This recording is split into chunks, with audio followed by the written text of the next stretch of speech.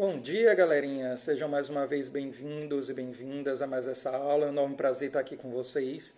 E na aula de hoje nós vamos dar continuidade à nossa aula de Revolução Francesa. Na aula anterior nós vimos em Revolução Francesa o que foi a Revolução, as suas causas, os seus antecedentes e suas duas primeiras fases, a Assembleia Nacional Constituinte e a Assembleia Legislativa. Hoje nós iremos começar pela Convenção Nacional, a fase mais radical da Revolução, e iremos até o golpe de Napoleão Bonaparte, que dá origem à Era Napoleônica. Então, galera, vem comigo nessa jornada, galerinha. Bom, na última aula, galera, nós vimos que a Revolução Francesa ela foi marcada no final da Assembleia Legislativa por uma grande batalha, a Batalha de Verdun. A batalha onde massas da população de Paris e outras cidades vão enfrentar o exército prussiano e vão sair vitoriosos. Vão voltar de Paris implantando o terror, invadindo os palácios, os castelos da nobreza, matando aqueles que eles consideravam os traidores da Revolução, e finalmente chegam em Paris e exigem a deposição dos girondinos do poder, dando início àquela que foi a terceira fase da Revolução, a Convenção Nacional. Convenção Nacional que inicia com a própria morte do rei Luís XVI. Luís XVI é acusado de alta traição, de ter passado informações privilegiadas do campo de batalha para os adversários, e é então julgado e condenado à pena de morte, sendo guilhotinado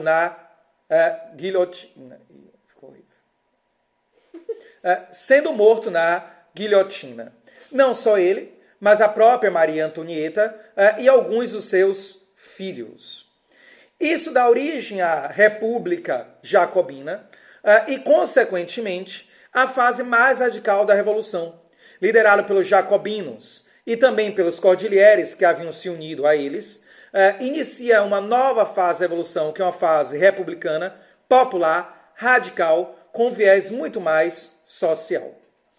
Em compensação, antes da gente entrar na República Jacobina, nós temos que saber que, na verdade, a Convenção Nacional ela tem três fases específicas. A primeira fase, a chamada Convenção Girondina, que é, na verdade, a transição do governo girondino para o governo jacobino.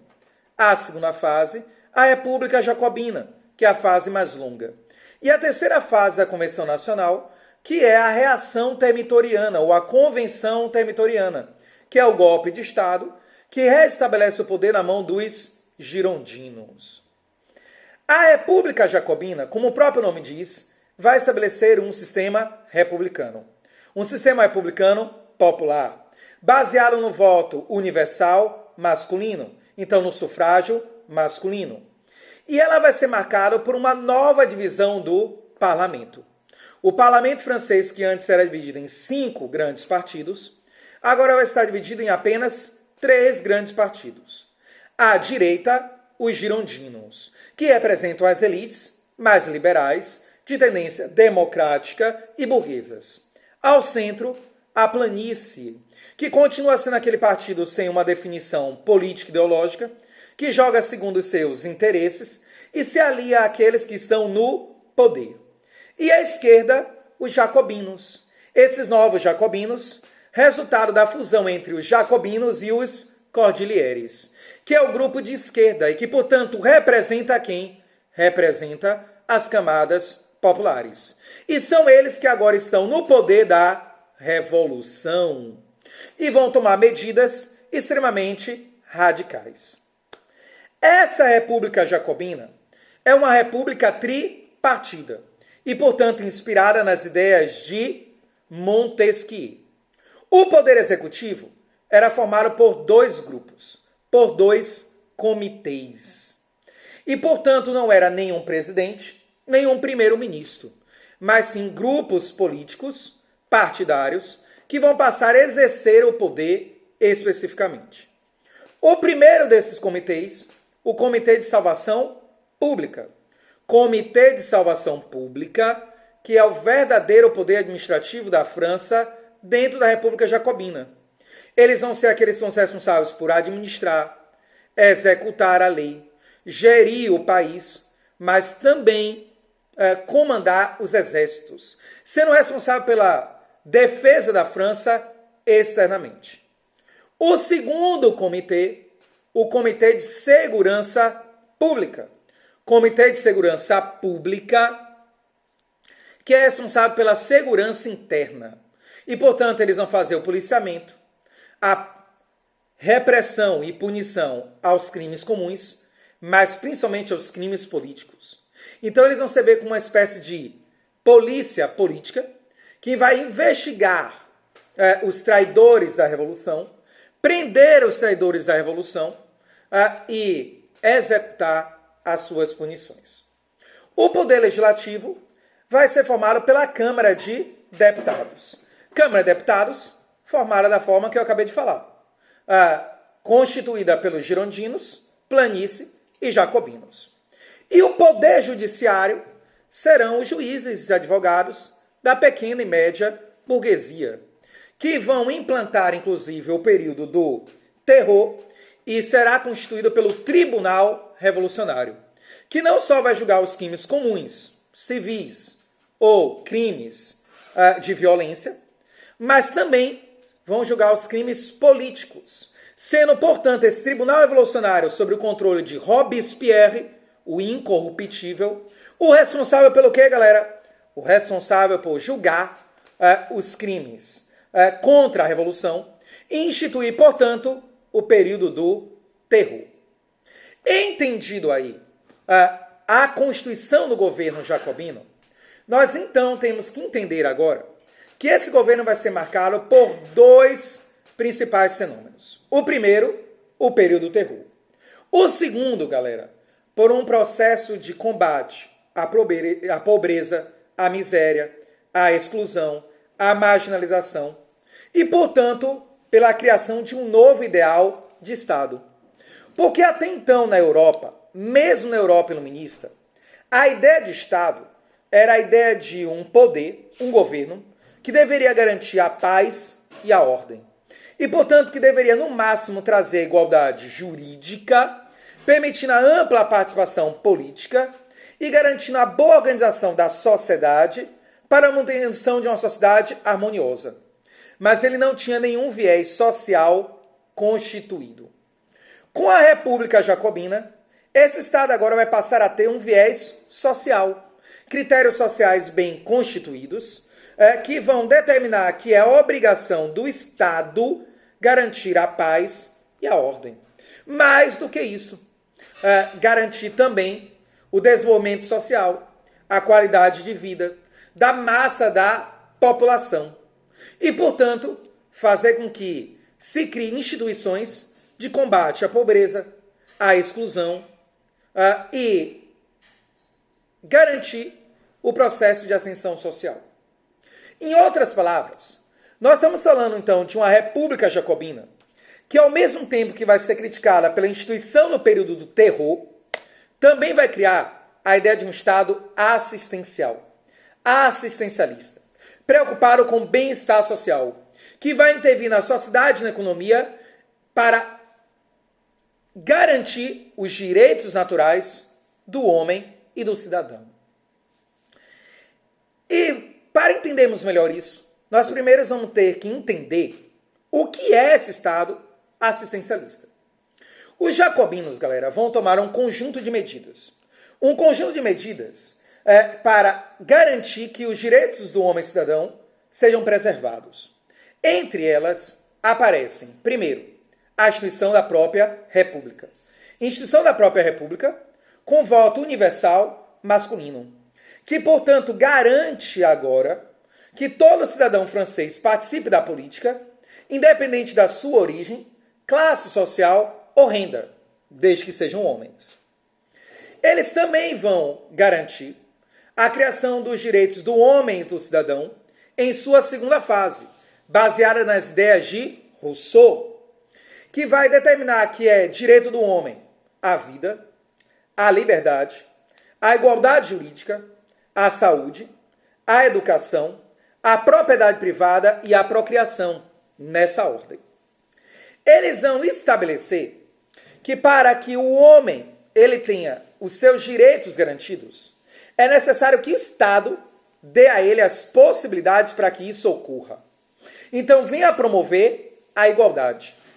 E eles entendem que não existe igualdade jurídica sem o estabelecimento de uma ordem que venha ajudar a estabelecer uma igualdade social. Isso significa, galera, que eles vão instituir ou vão criar diversas medidas ou instituições para diminuir a desigualdade social. Entre elas, a criação de um sistema de saúde público e gratuito para a França. Um sistema de saúde público e gratuito que vai criar hospitais que não eram tão eficientes em relação à arte de curar, às práticas médicas, porque não havia ainda, dentro da França, um sistema, ou dentro do mundo europeu, um sistema de tecnologia médica realmente eficiente, mas que vai criar hospitais que vão fornecer algum atendimento médico, alguma qualidade de vida, algum cuidado social aos enfermos carentes. Da mesma maneira, eles vão criar também um sistema de educação pública. Educação que eles acreditam que é a base de toda a sociedade. Inclusive, eles vão partir da ideia do que hoje nós chamaríamos de educação plena. O que seria isso? A crença de que a educação deve servir para formar o bom cidadão, consciente de suas responsabilidades sociais, políticas e econômicas, aquele homem que deve participar da vida pública, uma educação que deve formar também uma mão de obra qualificada, preparada para produzir melhor e mais barato para a França, e, finalmente, desenvolver ciência, conhecimento. E, portanto, eles vão partir da ideia de que essa educação deve estar formada em 3 níveis diferentes. Uma educação primária, que vai ensinar o ser humano a ser um bom cidadão, vai ensinar o ser humano a ser um ser político, a ler e escrever, e ao básico do sistema de ensino. Uma educação secundária, que vai formar a mão de obra, qualificando ainda mais o ser humano para a ciência e tecnologia, aqueles que tivessem vocação, e para a produção, aqueles que não tivessem tanta vocação para a intelectualidade. Finalmente, aqueles que demonstrassem habilidades superiores para o mundo intelectual, tecnológico e científico, seriam enviados para o quê? Para o ensino superior. Ensino superior através do Instituto da França, ou Instituto de Paris, que seria uma espécie de universidade que formaria as mentes pensantes, a intelectualidade da França, para gerar tecnologia e dar à França uma autonomia e liberdade produtiva, tanto para as áreas das ciências da natureza, como para as áreas das ciências humanas, linguagem, arte e por aí vai. Não satisfeito em criar um sistema de educação básica, técnica e superior, eles vão entender também que a educação não é só a educação formal, escolar, mas a formação cultural. E para isso eles vão criar passeios públicos, que vão fornecer lazer e acesso à arte e à cultura. Eles vão criar museus, como é o caso do Museu do Louvre, isso mesmo. O Museu do Louvre foi criado pelos jacobinos, que daria acesso à população da França à sua cultura, à cultura de outras nações, às culturas de outros povos, porque um povo que conhece a sua cultura é o melhor cidadão. Um povo que conhece a cultura dos outros é um povo preparado para dominar, submeter os outros povos. E, portanto, eles vão estimular museus, criar museus, estimular passeios públicos, estimular a criação de teatros e fazer com que a população tivesse acesso à cultura ampla, em seus diversos vieses. Não satisfeito com a intervenção no setor educacional e também no setor da saúde, eles vão entender que o Estado deveria criar instituições para garantir a boa qualidade de vida da população pobre, dos órfãos, dos idosos e daqueles que não tinham mais condições de produzir para si e para a nação. É por isso que eles vão criar o abrigo de crianças, os orfanatos, que deveriam acolher as crianças órfãos, dar ela onde morar, o que comer e educação básica, qualificando elas como mão de obra à sociedade francesa.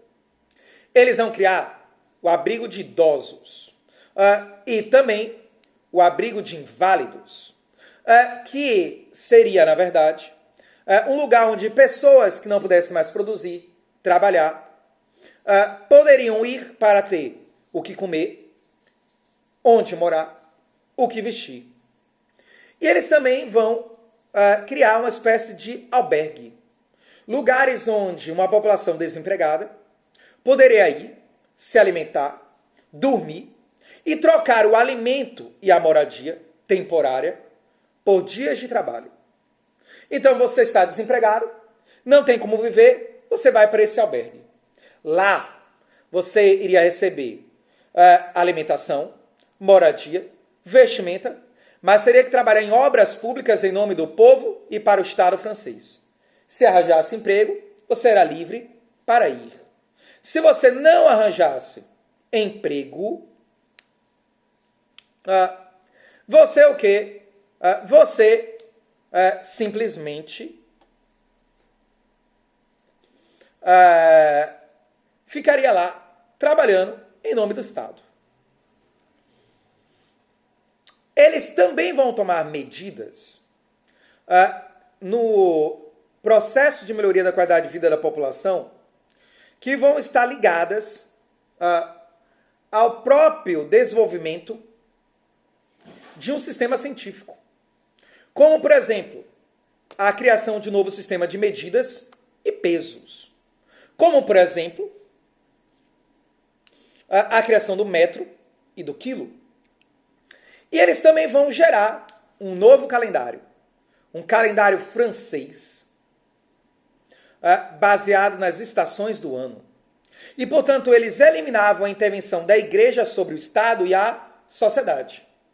E com isso vai deixar de existir julho, agosto, e vai passar a existir termitor, brumário. Porque agora as estações do ano estão ligadas aos climas e às estações que existem dentro da França. E eles também vão instituir, além de um novo calendário, uma dominação do Estado sobre a igreja, fechando as igrejas e transformando elas em templos do saber, lugares onde as pessoas deveriam ir para discutir sobre filosofia, arte, ciência, política e, portanto, se integrar aos acontecimentos da Revolução Francesa. Mas se, por um lado, eles geram todo esse desenvolvimento social para a França, por outro, eles vão instituir o período do terror. Um período que vai perseguir os inimigos da Revolução, que não vai respeitar tão bem a liberdade de pensamento e expressão, que vai prender e punir todos aqueles que eram acusados de traição e vai julgar aqueles indivíduos de forma sumária. O que isso significava? Que se você descumprir as leis criadas pelos jacobinos, como é o caso da lei dos preços máximos, ou seja, uma lei que limitava o preço dos aluguéis e dos alimentos dentro da França, e aumentava o preço desses aluguéis ou alimentos sem a permissão do Estado francês, você era acusado por alta traição e julgado. E você teria apenas 3 dias para coletar provas da sua inocência, estando preso, inclusive. E seria julgado. E na maioria das vezes, em 98% dos casos, você era condenado por traição e a pena de morte na guilhotina. Isso significava que, às vezes, você poderia ser acusado por alguém por traição à revolução. E, na verdade, quem deveria provar a sua inocência era você. E não o Estado que deveria provar a sua culpabilidade. Então, não havia, na época, a ideia de que você era inocente até que se provasse o contrário. Pelo contrário, você era culpado até que você provasse a sua inocência. E você tinha, para isso, 3 dias, estando preso. o que significava que você não tinha uma estrutura necessária para provar a sua inocência, resultava, na maioria das vezes, na condenação por traição e na condenação à pena de morte na guilhotina, o que vai levar aproximadamente 30 mil pessoas à condenação à pena de morte na guilhotina e muitas delas inocentes. Condenação à pena de morte na guilhotina que foi criada para ser indolor e menos cruel, mas que nem sempre resultava em uma morte realmente indolor. Afinal de contas, há relatos que dizem que em Paris a guilhotina só era laminada, afiada, uma vez de manhã cedo. E se você fosse um dos primeiros a ser guilhotinado, ótimo. A guilhotina descia no seu pescoço, afiada e pesada, e lhe provocava uma morte indolor. Mas se você fosse um dos últimos, e às vezes eram mais de 17 pessoas guilhotinadas por dia, então, você era o quê? Você era submetido a mais de uma batida da guilhotina. Porque uma vez ela estando cega, ela batia no seu pescoço e não conseguia separar seu pescoço de uma vez só do resto do seu corpo. É óbvio que pelo impacto, seu pescoço quebrava e você no mínimo desmaiava. Mas a cena se tornava grotesca a que eles estavam observando. Porque a guilhotina novamente era suspensa e batida. Às vezes 2, 3 vezes. E os relatos contam que esse ato era aplaudido pelo povo. Que quanto mais cruel a execução, mais o povo comemorava. O que evidenciava que o povo ainda vivia, como era no caso da era antiga em Roma, de um prazer mórbido, que adivinha de ver o outro sofrer. Porém, se os jacobinos foram responsáveis pelo estabelecimento desse governo autoritário, radical, repressor e violento do período do terror, eles também foram responsáveis pela criação de um estado de bem-estar social que atingiu a massa da população. E eles estavam contendo o avanço da segunda coalizão antifrancesa, uma coalizão militar formada por diversos países da Europa que estavam tentando invadir a França para vencer a Revolução. E eles estavam vencendo todos eles ao mesmo tempo. É isso que nos faz perguntar o que um governo que dá unidade à França, que tem apoio do povo, que leva ao desenvolvimento econômico e social, que está levando ao progresso da França, e está tendo diversas vitórias militares em campo de batalha, a derrota no final. E eu sempre costumo dizer que a derrota de qualquer grande governo ou Estado vem de dentro para fora. E o governo jacobino, ele estava dividido basicamente em 3 grandes grupos. O primeiro grupo, o grupo liderado por Danton, que vai liderar de início a República Jacobina. O grupo de Danton, mais diplomático, que entendia que governar para o povo francês era governar para todos. Era governar para o povo pobre, as elites, as camadas médias. E ele dizia, o que a elite quer? Ser rica e ter liberdade. Vamos dar a ele o crescimento econômico e liberdade produtiva. Mesmo que para isso a gente às vezes tenha que comprar o seu apoio. O que o povo quer? Melhoria de qualidade de vida. A camada média? Emprego. Você dando o que cada um deseja, você terá apoio deles. E, portanto, era um grupo diplomático, progressista, liberal, humanista, mas corrupto. O segundo grupo era o grupo liderado por Robespierre, o incorruptível, muito mais radical, que dizia, governar para a França e seu povo é governar para todos, mas sobretudo para as camadas populares. Se as elites se levantarem contra nós, que elas sofram a punição perante isso. E ele dizia, aqueles que se levantarem contra o povo, que tenha a punição da guilhotina. Porque a França não precisa de mais tribunais, nem juízes, mas apenas mais guilhotinas. Porém, ele também dizia que aqueles que se não levantassem contra a Revolução, a elite burguesa que aceitasse o governo jacobino, poderia viver livremente. O último grupo era o grupo liderado por Herbert, ultra-radical de esquerda, de tendências socialistas, que dizia que se a elite hoje aceitava o governo jacobino, é porque ela não tinha outra escolha, mas que na primeira oportunidade ela tentaria dar um golpe de Estado, mataria os líderes do povo e implantaria um governo elitista mais uma vez. E, portanto, a França e o mundo só seriam livres da opressão quando o último burguês fosse morto, enforcado nas tripas do último padre.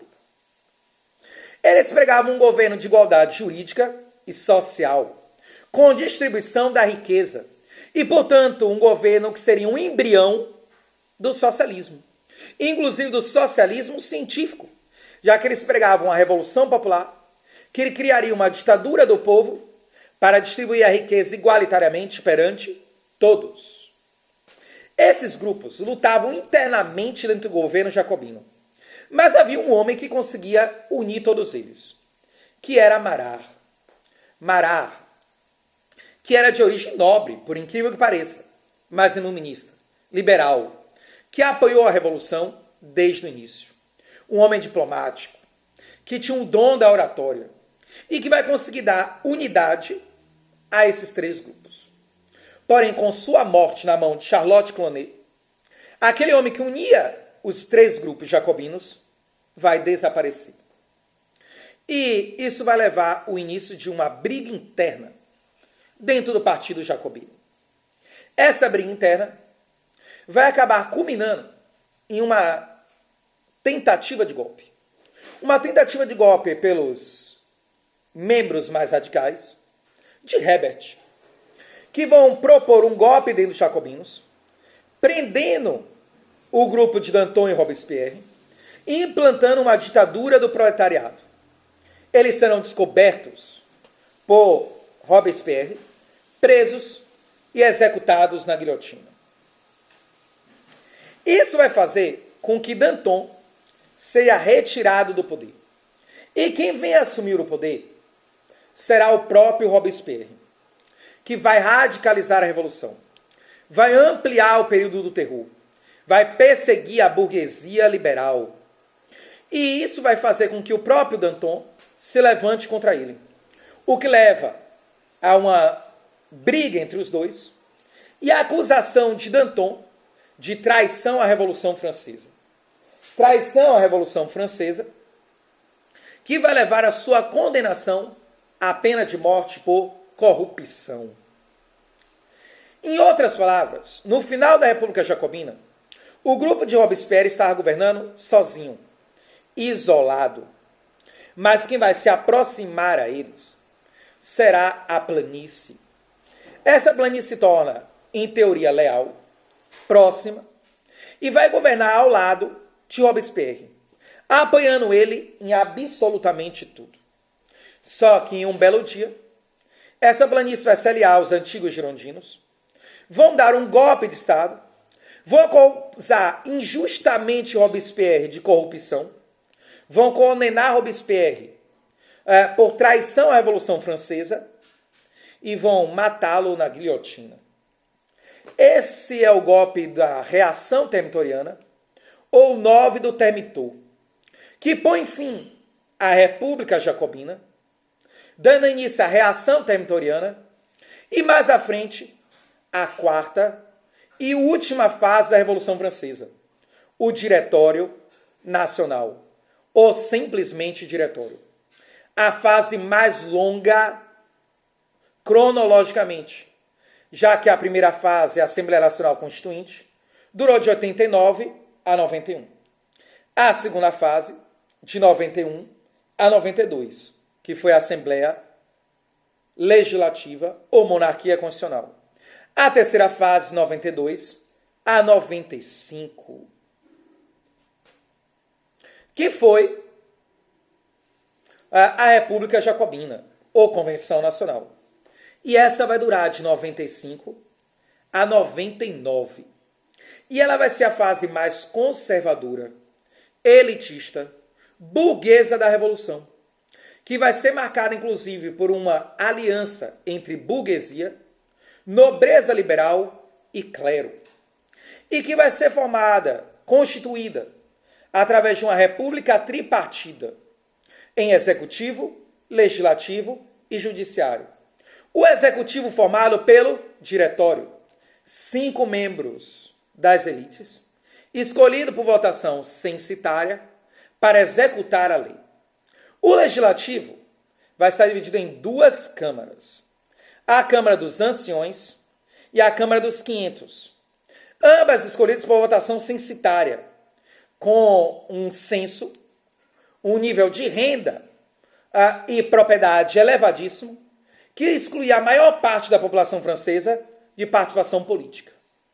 A Câmara dos 500, a Câmara Baixa, seria formada pelos deputados mais novos da França, que deveriam elaborar as leis, pensando no futuro dessa França.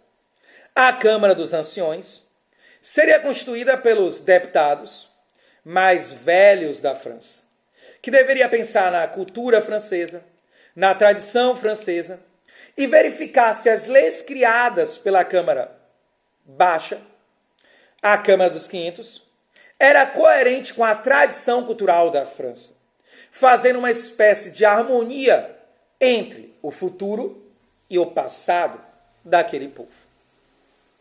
Finalmente, o Poder Judiciário seria constituído pelas elites burguesas formadas na arte da data venha, do direito. Então, advogados burgueses elitistas, que vão implantar, inclusive, de início, o chamado terror branco, que vão perseguir de forma radical os jacobinos, levando muitos deles à morte na guilhotina. Após isso, eles vão instituir um direito mais igualitário, mais harmonioso.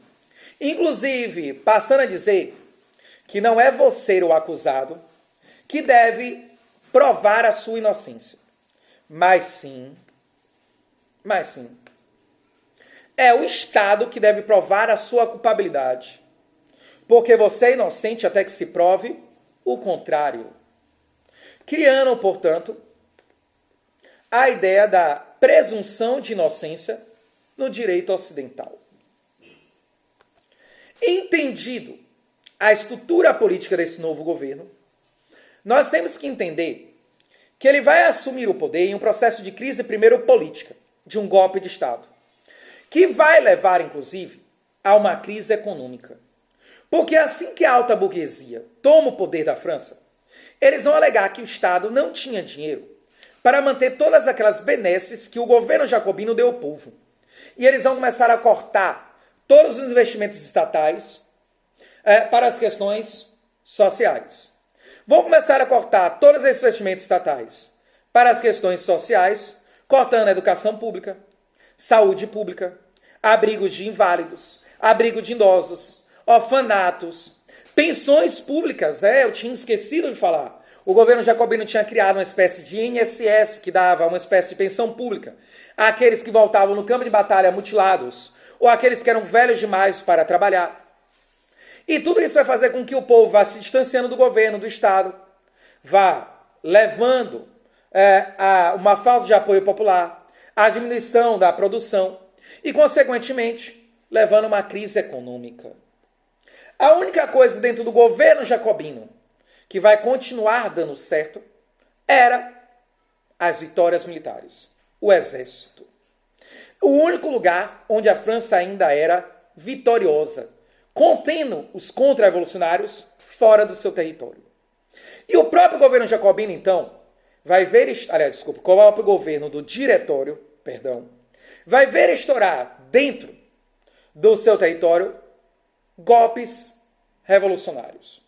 Entre eles, a Conjuração dos Iguais, liderado por antigos membros do governo jacobino que havia sobrevivido ao terror branco. Entre eles, Graco Babeuf. Graco Babeuf, membro dos montanheses, do grupo de Hebert, que pregava um golpe de Estado para matar toda a elite, a burguesia, implantar uma ditadura do proletariado e fazer a distribuição da riqueza igualitariamente. E, portanto, um golpe socialista. Eles foram descobertos antes, presos e condenados à pena de morte. Mas deixaram claro ao governo diretório que, sem o apoio popular, a Revolução Francesa se esgotaria ou por dentro ou por fora. Por dentro, através de uma nova Revolução Popular. Por fora, porque começava a faltar dinheiro a eles para manter o exército. E, portanto, eles precisavam de alguém. De alguém que fosse amado e temido. Ou um grupo político, ou uma pessoa que tivesse o respeito das elites, o amor do povo e o temor de todos. Alguém que tivesse a capacidade da unidade à França, mas ao mesmo tempo impusesse o respeito através do temor. E havia dentro da França um jovem general, um homem que de origem nem francesa era, pois ele tinha nascido na ilha de Córcega, quando a Córcega ainda pertencia a uma nação italiana. A França havia conquistado. Esse homem tinha nascido no seio de uma família mista. Sua mãe, de origem burguesa e iluminista. Seu pai, um nobre. E, portanto, ele havia tido uma formação cultural, social, intelectual, por um lado, nobre, honrada e militarizada, por outra, burguesa e iluminista. Mas quando a Revolução Francesa estourou, a sua família perdeu o título de nobreza e toda a sua riqueza. E ele entrou para o exército muito jovem, como um simples alferes, aos 16 anos de idade. E aos 24 anos de idade, ele já era o mais temido e mais famoso general das tropas revolucionárias francesas. E o diretório resolveu apelar para esse homem, que obviamente vocês já sabem que é Napoleão Bonaparte. Apelar para ele, pedindo que ele fizesse um golpe de Estado. Um golpe de Estado para, em teoria, retirar o diretório do poder. Implantar um governo popular, republicano, liberal, mas governar de fato em nome das elites e da burguesia. Fazendo uma espécie de harmonia entre os interesses da burguesia e os interesses das camadas populares. Joel, e o que Napoleão Bonaparte vai fazer? Mas, Joel, Napoleão aceitou dar o golpe de Estado? Bom, Napoleão vai olhar e vai dizer, deixa eu ver se eu entendi. Vocês querem que eu dê um golpe de Estado. E toda vez que se dá um golpe de Estado, se estabelece uma instabilidade política, que abre espaço para novos golpes de Estado. Finge estar tirando vocês do poder. Cria um governo em teoria popular, que devolva algumas coisas para o povo. Mas depois, reverta esse Estado em nome das elites. E que eu vire um escudo da elite, de vocês, perante o povo. Então, não aceito. Não aceito porque, para alguém fazer isso, é necessário ele ser amado e temido por todos. De tal forma que ninguém teria a capacidade de pensar em lhe dar um golpe de Estado. E para fazer isso, é necessário que esse homem, como general, tenha feito o que nenhum general nos últimos 2 séculos conseguiu. Enfrentar a Inglaterra no seu campo de batalha e vencê-lo. É por isso que, se vocês querem que eu faça isso, é necessário que vocês me entreguem o controle da esquadra e do exército francês. E eu vou partir em direção ao Egito.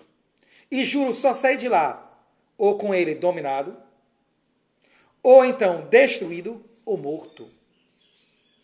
E o diretório aceita. O diretório aceita. Ele parte para o Egito E chegando lá, vai encontrar as tropas do almirante Nelson, o maior comandante de esquadra naval da época e talvez do mundo ocidental. Vai iniciar uma batalha ali mesmo no mar e, percebendo que seria derrotado, manda metade da sua tropa para a morte, enquanto desembarca a outra metade. Desembarcando as suas tropas e perdendo a outra metade, ele percebe que agora existia um francês para cada 7 ingleses e que a derrota era quase certa. Inclusive, seus generais vão virar e vão dizer: não, é hora de saber reconhecer a derrota. E um grande comandante faz isso. E Napoleão responde que se eles não tinham a coragem de uma morte honrada em campo de batalha, que deixasse apenas para ele. Ele então vai se recolher à sua tenda e elaborar os detalhes do campo de batalha minuciosamente. Vai escolher o deserto das areias fofas do Egito, em frente às pirâmides. O exército da areia fofa, porque isso faria a cavalaria inglesa inútil e dificultaria a sua movimentação. Em frente às pirâmides, para inspirar os seus soldados, depois de um grande discurso. E após discursar durante minutos e preparar as tropas para lutar de forma impecável, a batalha se inicia. E aquilo que parecia impossível aconteceu. As tropas napoleônicas venceram aquela batalha, mas não tinham mais homens mais para vencer a guerra. Desceram o Nilo, queimando todas as plantações, para levar a fome e o caos para a Inglaterra. E subiram novamente, saqueando todas as riquezas dos antigos faraós. Volta a Paris, dizendo que havia vencido as batalhas. Isso é contestável. Mas que havia cumprido a sua promessa de destruir o Egito. E aí sim, ele dá um golpe de Estado, o golpe do 18 de Brumário, põe fim à Revolução Francesa e dá início à Era Napoleônica. A última fase da Revolução, mas que se torna o conteúdo em si, pela sua grandeza e duração cronológica. Mas isso sim, nós vemos na próxima aula, galera. Até a próxima aula e um beijo no coração de todos vocês.